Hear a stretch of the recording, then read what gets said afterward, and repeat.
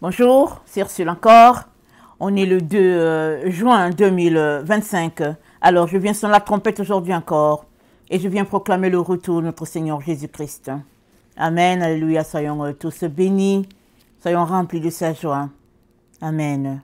Alors, tu es une lumière dans la main de Dieu. Amen. Tu es une lumière. Et c'est comme ça qu'il te voit parce que tu es sorti de lui. Amen. Et puis, il t'a envoyé sur cette terre, n'est-ce pas? La terre, elle est remplie, n'est-ce pas, de ténèbres. Mais il y a aussi la lumière, parce que toi, tu es lumière. Il y a plusieurs lumières sur cette terre, amen, qui sont comme toi. Amen. Et tu es en pèlerinage sur cette terre, n'est-ce pas, afin que les ténèbres ne t'engloutissent pas, mais que tu puisses, n'est-ce pas, être poli davantage. Et tu es entre les mains de Dieu. C'est Dieu qui te tient dans sa main, parce que tu es une lumière. Et dans Job, n'est-ce pas, le verset 32, dans le chapitre 36, c'est dit, « Il prend la lumière dans sa main, il la dirige sur ses adversaires. » Amen. Vous savez que on ne peut pas regarder une lumière éclatante.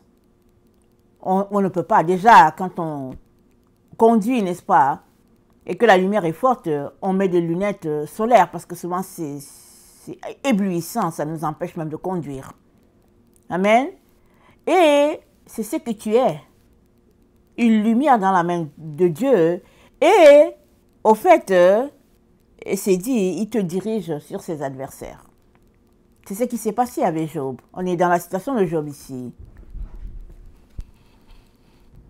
Alors, Job, n'est-ce pas, était une arme, n'est-ce pas, entre les mains de Dieu pour ses adversaires. Et puis son adversaire principal, n'est-ce pas, c'est l'ennemi.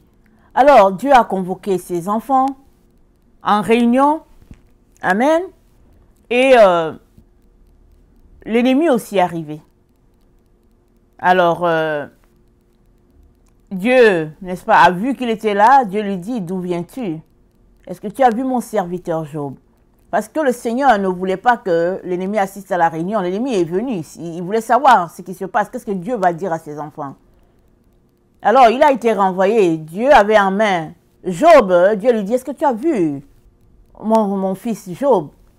Parce que Job, n'est-ce pas, était une lumière étincelante. Et puis, Dieu a renvoyé Satan là-bas. Satan est parti.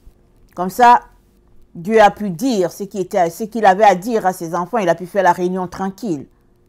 Il se servit de son arme qui était son fils. Tu es une arme entre les mains de Dieu, mais tu es aussi une lumière. Et souvent, la lumière, elle est telle que elle a besoin encore d'être polie, n'est-ce pas, pour être encore étincelante, et puis chaque jour plus étincelante, comme un peu la lumière de la menorah, le chandelier, n'est-ce pas? Dans le temple, le tabernacle qui a été monté par Moïse, c'était une figure des choses à venir. Et nous sommes informés comment le chandelier brillait, et puis ça donnait, n'est-ce pas, des fruits sous forme, n'est-ce pas, des fleurs. C'était comme un amandier.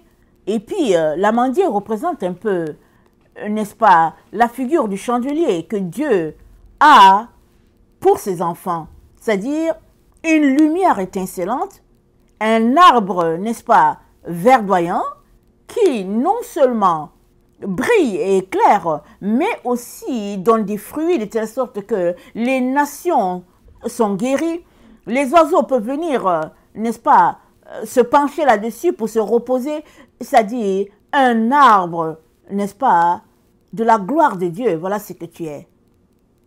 Mais d'ici là, que Dieu puisse t'amener à ce stade, n'est-ce pas, final de ressembler, n'est-ce pas, à ce chandelier, à cet amandier, il a besoin de te polir. Et la voie par excellence, c'est ce que, n'est-ce pas, notre Dieu nous dit dans 1 Jean je pense le 2. Allons-y lire ce que notre frère nous dit. 1 Jean 2. 1 Jean 2, au verset 7. Bien-aimés, ce n'est pas un commandement nouveau que je vous écris, mais un commandement ancien que vous avez eu dès le commencement. Ce commandement ancien, c'est la parole que vous avez entendue. Je ne sais pas si tu es déçu. Le commandement que Dieu te donne, c'est la parole que tu as déjà entendue. Et cette parole, n'est-ce pas, elle est Jésus, elle vient de Jésus, et c'est quelque chose que tu connais déjà. Amen. C'est ça que Jean nous dit. Il dit, la parole là, que je vous annonce, c'est nouveau, mais c'est aussi ancien. Alors, qu'est-ce qu'il dit? Toutefois, il dit, c'est un commandement nouveau que je vous écris, ce qui est vrai en lui, en vous, car les ténèbres se dissipent et la lumière véritable paraît déjà. Celui qui dit qu'il est dans la lumière et qui est son frère est encore dans les ténèbres. Celui qui aime son frère demeure dans la lumière et aucune occasion de chute n'est en lui. Voilà le commandement nouveau. Amen. Peut-être es-tu déçu, mais ce n'est que pure vérité qui sort, n'est-ce pas, du trône de Dieu. Il dit que si tu détestes ton frère, ta sœur, si tu as un problème avec quelqu'un, quand lui-même tu clames que tu es un enfant de Dieu, alors tu es encore dans les ténèbres. Il a encore besoin de te polir pour t'amener au stade, n'est-ce pas, d'aimer ton frère comme tu t'aimes toi-même. Et de te comporter envers lui, n'est-ce pas, comme tu te comporterais envers toi-même, comme tu souhaiterais qu'on se comporte envers toi. Le Seigneur dit, c'est comme ça que tu dois aimer ton frère. Et c'est la voie par excellence pour que ta lumière brille. Amen. Parce qu'il dit, celui qui est son frère est dans les ténèbres, il marche dans les ténèbres, il ne sait pas où il va, parce que les ténèbres ont aveuglé ses yeux. Ça, c'est grave. Et nous savons que tes yeux, c'est la lampe de ton corps. Tes yeux, c'est la lampe, c'est ça que Jésus-Christ a dit. Allons-y regarder. Dans Matthieu 6, Matthieu 6,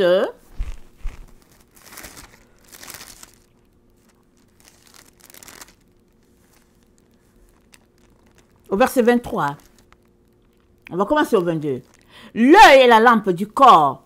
Si ton œil est en bon état, tout ton corps sera éclairé. Mais si ton œil est en mauvais état, tout ton corps sera dans les ténèbres. Si donc la lumière qui est en toi est ténèbres, combien seront grandes ces ténèbres?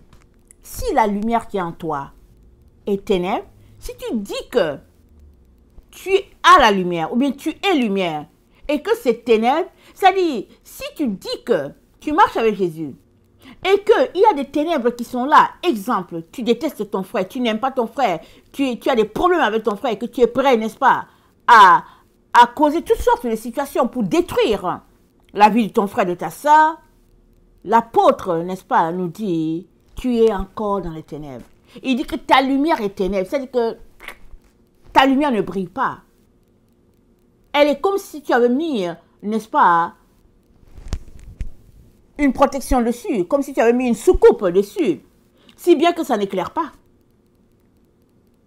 Et Jésus-Christ nous dit, mais est-ce qu'on allume une lampe pour la mettre sous le boisseau?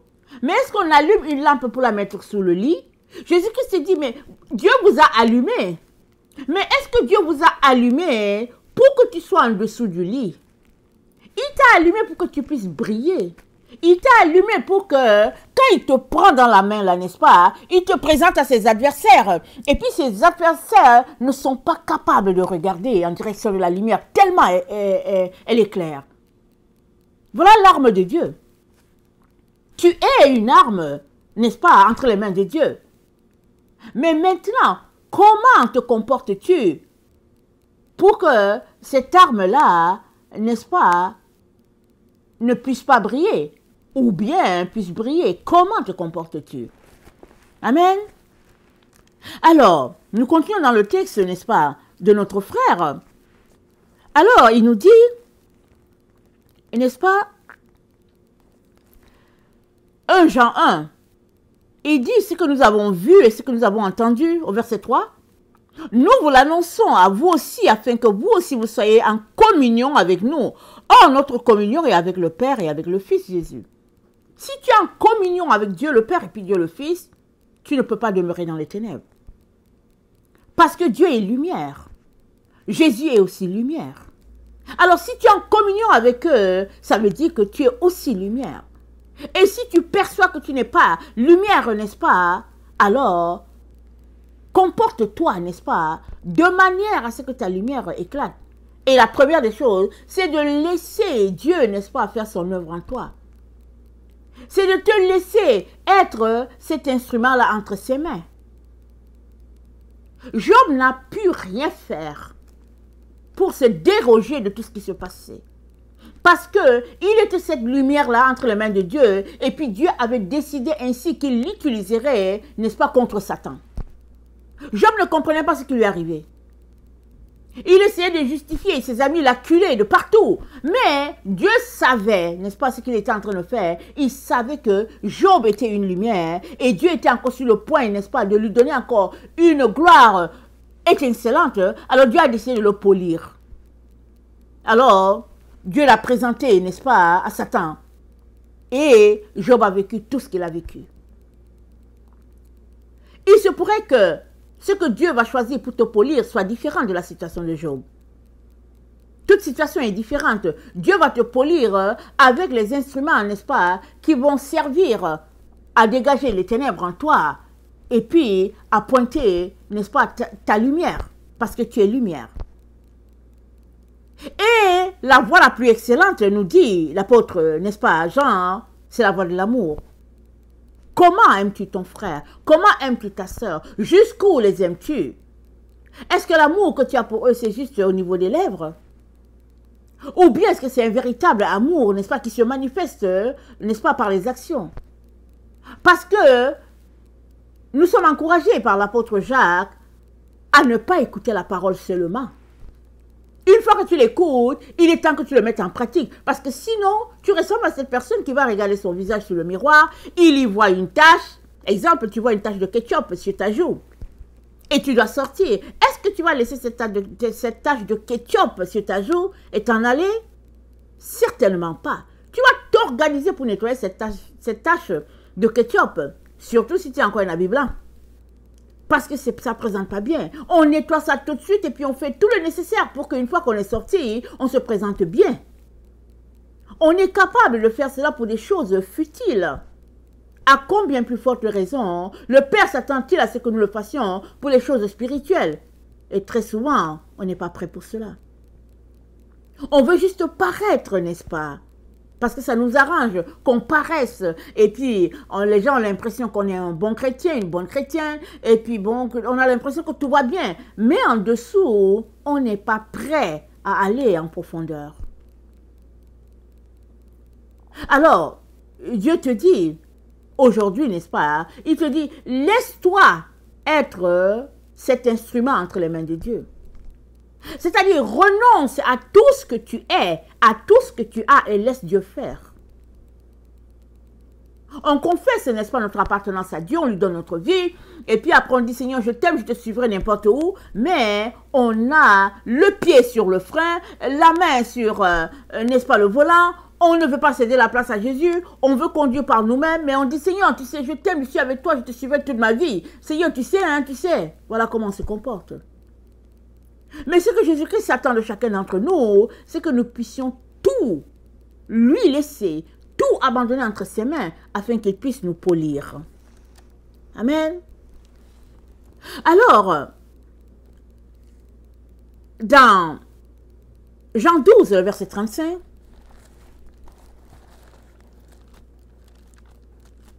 Jean 12, le verset 35, Jésus-Christ dit, la lumière est encore pour un peu de temps au milieu de vous, marchez pendant que vous avez la lumière, afin que les ténèbres ne vous surprennent point. Celui qui marche dans les ténèbres ne sait pas où il va. Afin que les ténèbres ne vous surprennent pas. Mais on vient de lire, les ténèbres, ce n'est pas forcément les ténèbres de la nuit. Les ténèbres, c'est ta perception, n'est-ce pas, des choses de la vie. Ça peut venir obscurcir ta conscience. Tu peux tout simplement être quelqu'un qui est en train d'étudier, c'est tout. Tu n'as rien fait de mal, tu étudies. Mais qu'est-ce que tu étudies? Tu peux être en train d'étudier et tout ce que tu étudies, ça vient obscurcir toute, n'est-ce pas, ton intelligence. C'est bien que tu raisonnes selon tous les bouquins là que tu utilises. Tu raisonnes selon tous ces penseurs-là, si bien que tu n'arrives pas, n'est-ce pas, à saisir les choses de Dieu, parce qu'elles sont folies, n'est-ce pas, pour quiconque est versé dans la science humaine, dans l'intelligence humaine. Toutes les choses de Dieu sont folies, n'est-ce pas, pour quiconque a emprunté cette voie-là. Alors voilà, ça c'est les ténèbres. Donc Jésus-Christ se dit, pendant que la lumière est encore là, marche dans la lumière.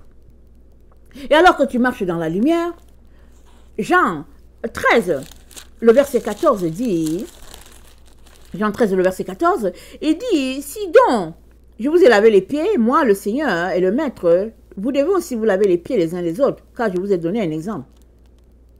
Se laver les pieds, on va dire, ok, on n'est pas dans la culture du Moyen-Orient, où quand les gens marchent, quand ils arrivent, les pieds sont sales, on doit laver les pieds en signe d'accueil. On n'est pas dans la culture du Moyen-Orient. Mais laver les pieds, c'est quoi?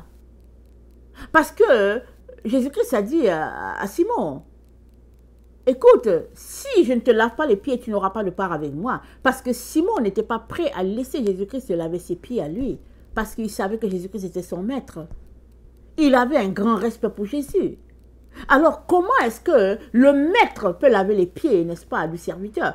Parce que au Moyen-Orient, quand tu cognes à la porte d'une maison, n'est-ce pas, et que tu viens à la porte d'une maison, n'est-ce pas, c'est les serviteurs qui lavent tes pieds. Amen. Tu es accueilli, les serviteurs lavent tes pieds. Ce n'est pas le maître qui lave tes pieds. Et les pieds, c'était la partie qui était sale. Alors Pierre ne voulait pas que Jésus-Christ lave ses pieds. Jésus-Christ a dit, tu n'auras pas de part avec moi si je ne lave pas tes pieds. Alors Simon-Pierre a dit, ok, lave-moi alors complètement. Jésus-Christ a dit non, tout le reste est propre. Mais les pieds ont besoin d'être lavés.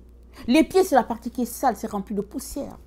C'est un travail, n'est-ce pas, qui était réservé aux esclaves ou bien aux serviteurs dans la maison. Mais Jésus-Christ a mis son amour à son comble, dit la parole de Dieu. Alors, il allait laver les pieds de ses disciples. Et c'est un exemple pour nous. Dans quel sens? Dans le sens que nous devons mettre notre amour à son comble, à tous les jours, afin que nous puissions marcher les uns avec les autres. Tu ne peux pas, n'est-ce pas, marcher avec Jésus et puis détester ton frère, ta soeur, et puis ta femme, tes enfants. Ce n'est pas possible. C'est ça que la parole de Dieu dit. Et c'est là que nous sommes, n'est-ce pas? Parce que c'est la voie par excellence pour triompher du temps dans lequel nous sommes. Si par le passé, nous avons marché, n'est-ce pas, dans la chair, se détestant les uns les autres, le Seigneur nous interpelle aujourd'hui, n'est-ce pas, à arrêter cette manière de fonctionner et à marcher dans l'amour. Et marcher dans l'amour, c'est quoi? C'est aimer l'autre comme on aimerait qu'on nous aime. Amen. Alors, dans Jean 11, le verset 8, les disciples lui disent, Rabbi, les Juifs tout récemment cherchaient à te lapider et tu retournes en Judée. Jésus-Christ répondit, n'y a-t-il pas 12 jours au jour? Pardon, n'y a-t-il pas 12 heures au jour? Si quelqu'un marche pendant le jour, il ne bronche point, parce qu'il voit la lumière de ce monde. Mais si quelqu'un marche pendant la nuit, il bronche parce que la lumière n'est point en lui. Alors Jésus-Christ est en train de leur dire, écoutez, il fait jour. De quoi est-ce que je devrais m'inquiéter? Mais quand la nuit va tomber, n'est-ce pas, là, on pourrait, n'est-ce pas, commencer à raisonner comme vous raisonnez. Mais il dit, c'est le jour. Pourquoi? Jésus-Christ était avec eux. Il était au milieu d'eux. Il a apporté, n'est-ce pas, la lumière, la gloire de Dieu. Il leur a montré le chemin. Il dit, écoutez, on est, n'est-ce pas, en train de marcher dans la lumière de Dieu. De quoi s'inquiéter? Mais la nuit va venir. Et quand il a parlé de nuit, n'est-ce pas, c'était quelques jours avant sa mort. Et effectivement, c'était une nuit pour les disciples. Ils ont fui, ils sont allés se cacher. Il n'y a que Jean qui était, n'est-ce pas, à l'endroit où Jésus-Christ a été crucifié avec les femmes. Tellement ils étaient apeurés. Ça, c'était la nuit. Des périodes sombres, n'est-ce pas, dans la vie des disciples. Mais les périodes sombres, tout être humain connaît ça dans sa vie. À un moment donné, tu te retrouves dans une situation de ténèbres terribles. Et Jésus-Christ se dit, n'est-ce pas, quand on est dans la journée, quand on est dans la lumière, on ne bronche pas, c'est-à-dire on ne tergiverse pas. On marche, n'est-ce pas, avec quiétude, on marche avec assurance, parce que c'est Dieu la lumière, c'est Jésus-Christ notre lumière. Alors c'est lui qui te conduit, c'est lui qui te dirige, c'est lui qui te dit quoi faire à travers son Saint-Esprit. Voilà pourquoi nous sommes encouragés, n'est-ce pas, par l'apôtre Jean, à emprunter la voie par excellence qui est la voie de l'amour, afin que, par la gloire de Dieu, n'est-ce pas, et sa grâce, nous puissions triompher de ces moments de ténèbres qu'il y a sur la terre, dans les temps dans lesquels nous sommes. Nous sommes nés dans les temps de ténèbres, nous, notre génération.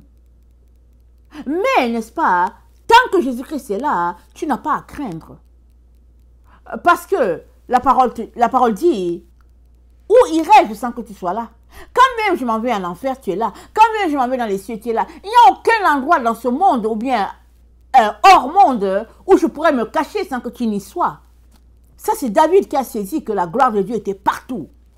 Même dans les moments les plus sombres, les plus ténébreux, même dans le puits le plus sombre, David dit, Dieu est là. Qu'est-ce que Jésus-Christ est en train de nous dire? Il est en train de nous dire que tant et aussi longtemps que nous marchons selon la lumière, et que nous appuyons sur la lumière, et que la lumière est notre tout, n'est-ce pas? Alors, on n'a pas à craindre. On n'a pas à broncher, on n'a pas à tergiverser parce que la lumière nous conduit.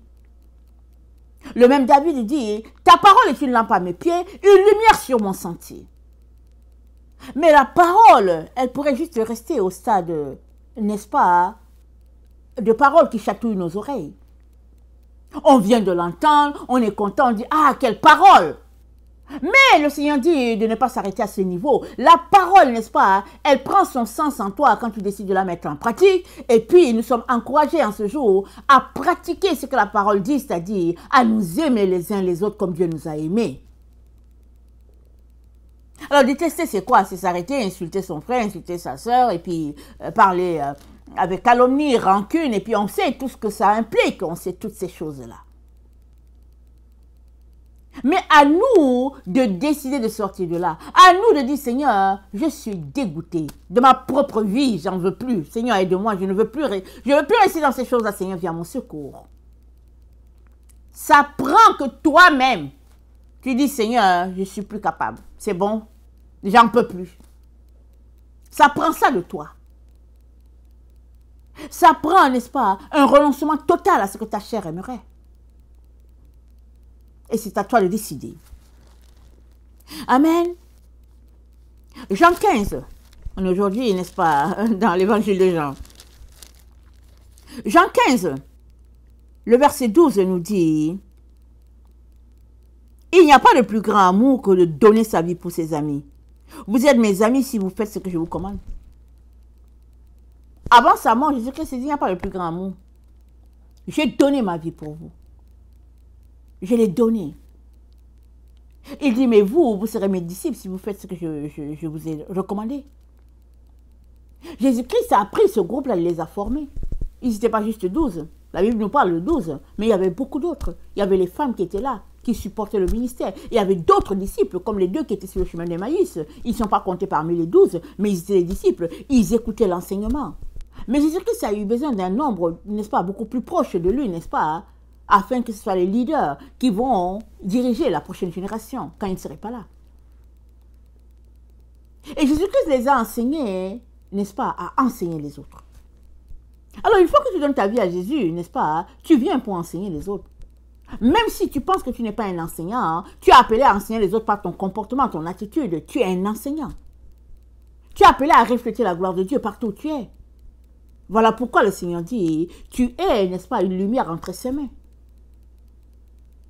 Quand la situation est compliquée, amen, et que c'est une situation de guerre et que Dieu, n'est-ce pas, est en train d'assurer la victoire, il te prend et puis voilà, il braque ta lumière.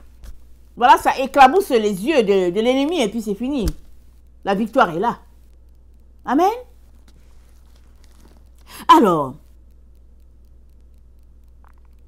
Dieu, n'est-ce pas, nous interpelle à soupirer après la lumière. On en a besoin. Même si tu penses que, ok, tu n'as besoin de personne parce que, bon, tu as un compte fourni, tu as la famille qui est là, tu n'as pas besoin des gens, tu as des milliers d'amis sur Facebook, et puis, etc., etc. Vient un temps où toutes ces choses-là, tu vas les perdre. Pourquoi? Parce que ces choses-là, ça va tomber dans le domaine de la nuit. Jésus-Christ s'est dit, le jour, on ne bronche pas. C'est le jour. Amen. Tout va bien pour toi, c'est le jour. La vie est belle, alors tu as un bon boulot, tu as une belle voiture, une belle maison, une famille extraordinaire. Ça dit que tout est beau, ça dit qu'il n'y a aucun problème. Mais Jésus-Christ s'est dit, la nuit vient. Parce que ça fait partie du cycle de la vie. Et on est dans les temps périlleux. Et quand le jour est là pour tout le monde. Et quand la nuit tombe aussi pour tout le monde. Dans l'émissaire où tu es, si c'est la nuit, alors la nuit est tombée pour tout le monde. Si c'est le jour aussi est là pour tout le monde. Amen. Alors le Seigneur te dit, n'est-ce pas, pendant qu'il fait jour, marche dans la lumière. Pendant que, n'est-ce pas, la gloire de Dieu est là, n'est-ce pas, pendant que tu entends la voix de Dieu, saisis, n'est-ce pas, ce qu'il est en train de te dire et mets-le en pratique. Parce que tu ne sais pas qu'adviendra. De demain, tu ne sais pas. Aujourd'hui, si tu entends sa voix, n'endurcis pas ton cœur. Tu es une lumière dans la main de l'Éternel. Amen. Alors, Habakkuk 3, le verset 11 dit, « Le soleil et la lune s'arrêtent dans leur demeure, à la lumière de tes flèches qui partent, à la clarté de ta lance qui brille. » Amen. Nous avons déjà vu, n'est-ce pas, que nous sommes des armes dans la main de notre Dieu, et son seul désir, c'est de nous polir. Et quand on polit quelque chose, n'est-ce pas, il y a un frottement avec l'autre métal qui sert à polir. Si bien que souvent ça fait mal, n'est-ce pas? Si les outils pouvaient parler, ils allaient exprimer combien ça leur fait mal. Mais à la fin, on a, exemple, un couteau aiguisé. Amen. À la fin, on a un métal, n'est-ce pas, qui a tellement fondu que ce qui sort de là, les gens peuvent en faire une belle casserole, un bel instrument pour la cuisine, etc. On peut citer plusieurs exemples, n'est-ce pas? C'est ce que nous sommes dans la main de notre Dieu. Il nous a, n'est-ce pas, créés pour quelque chose de bien précis. Et ce n'est pas un désir égoïste comme les hommes, les êtres humains ont. Parce que les êtres humains, quand ils peuvent mettre la main sur quelqu'un, n'est-ce pas, ils utilisent la personne jusqu'à ils usent la personne. Et puis quand la personne n'est plus capable de produire, ils jettent, n'est-ce pas, la personne parce qu'ils n'en veulent plus. Dieu n'est pas comme ça. Tu as un instrument entre ses mains parce que il veut te polir, n'est-ce pas, pour sa gloire, mais pour ton rayonnement. Amen. Parce que tu es une lumière. Tu n'es pas ténèbres. Tu es une lumière. Et tu as besoin de ton Créateur, celui-là qui t'a créé, pour faire de toi ce qu'il a toujours espéré. C'est comme celui-là qui a mis en place l'ordinateur. Amen. Alors avant que nous ayons le jet final et que nous ayons, n'est-ce pas, ces portables, n'est-ce pas, dans nos maisons et qu'on peut les utiliser facilement, il y a eu des ordinateurs et des ordinateurs. Le premier ordinateur était peut-être de la taille d'une voiture ou même plus, et puis très lourd. Mais petit à petit, n'est-ce pas, les inventions ont fait que finalement, on est passé de l'ordinateur portable simple, n'est-ce pas, à une tablette et puis finalement à un cellulaire beaucoup plus petit. Et même, les gens portent leur ordinateur à leur poignet, comme des montres, n'est-ce pas? Tout ça, c'est pour montrer comment Dieu, n'est-ce pas, a un projet beaucoup plus excellent que tous ces instruments-là, pour toi. Mais tu as besoin de te laisser polir par Dieu lui-même. Amen. Et puis Habakkuk 3, le verset 4 dit, Habakkuk 3, le verset 4, c'est comme l'éclat de la lumière, des rayons partent de sa main. Là réside sa force. Amen. la force, tu es la force de l'Éternel. Et c'est dit que son bras lui vient au secours. Mais son bras lui vient au secours, pourquoi? Parce que tu es dans sa main. Amen. Tu es dans sa main et il veut t'utiliser. Amen. Repensons au texte de Job. N'est-ce pas? Il te présente à son adversaire une lumière. N'est-ce pas? En temps de guerre, il te présente à son adversaire. Et puis ton éclat est tel que l'adversaire ne voit plus rien. Il est aveuglé. C'est ça que Dieu fait de chacun de ses enfants. Et aujourd'hui, n'est-ce pas? Il nous dit que nous sommes cette lumière-là dans sa main et il nous encourage à soupirer après la lumière. Il nous encourage à laisser Dieu nous polir pour la seule gloire de son nom. Parce que, n'est-ce pas, nous avons été créés pour sa gloire. Nous sommes, n'est-ce pas, son peuple, le troupeau que sa main conduit. Comment Dieu va-t-il nous conduire si on ne se laisse pas conduire? Amen. Il est donc très important que nous puissions prendre en considération, n'est-ce pas, ce verset-là de notre Dieu. Et il a donné, ce message a été donné dans la nuit du 31 au 1er. Parce que le manque d'amour vient assombrir les plans de Dieu pour chacun d'entre nous. Le manque d'amour les uns envers les autres. Voilà pourquoi l'apôtre Jean a dit, je vous donne un commandement nouveau, mais au fait, il n'est pas nouveau, il est ancien. Amen, il est ancien. Donc, quand c'était ancien, c'était dit de nous aimer les uns les autres, n'est-ce pas? Honore ton père et ta mère, n'est-ce pas? Tu ne voleras pas la chose de ton frère, de ta soeur, tu ne convoiteras pas ce qui est à ton frère, à ta soeur. Et puis, c'était dit quoi? C'était dit que si quelqu'un te frappe dans une joue, tu le frappes aussi. C'était œil pour œil, dent pour dent. Alors Jean dit, je vous apporte quelque chose de nouveau. Il dit, laissez cette façon de faire là. De vous venger de ce qu'on vous a fait. Il dit, laissez ça. Il dit, c'est nouveau. Dans le sens que si tu détestes ton frère et ta soeur pour ce qu'il t'a fait, ou bien pour ce qu'ils t'ont fait, alors tu n'es pas dans la lumière, tu es dans les ténèbres. Voilà en quoi c'est nouveau. Il te dit, va changer ça. Laisse la lumière balayer ces ténèbres-là, n'est-ce pas, au niveau de tes sentiments, au niveau de tes émotions. Laisse la lumière de Dieu te pénétrer au point que cette tâche-là, n'est-ce pas, vienne à disparaître, viennent à s'estomper. Et Dieu ne veut que te guérir et te restaurer dans tout ce que tu vis, n'est-ce pas? De relations froissantes entre ton frère et ta soeur, ou bien entre, n'est-ce pas, tes amis, les leaders et tout, etc. Dieu, c'est le Dieu qui guérit. Quand on a l'impression que ce n'est pas une situation que Dieu peut toucher, Dieu, c'est le Dieu des choses impossibles. Dieu ne veut que guérir. Amen. Que le Seigneur bénisse sa parole, n'est-ce pas? Et sa gloire, n'est-ce pas? Que sa gloire demeure sur chacun d'entre nous et qu'il nous donne, n'est-ce pas, cette force-là, ce désir de vouloir changer ce qui devrait être changé. N'est-ce pas? La marche d'amour, une marche d'amour sans faille les uns envers les autres. Amen. Soyez tous bénis. Alléluia et Amen.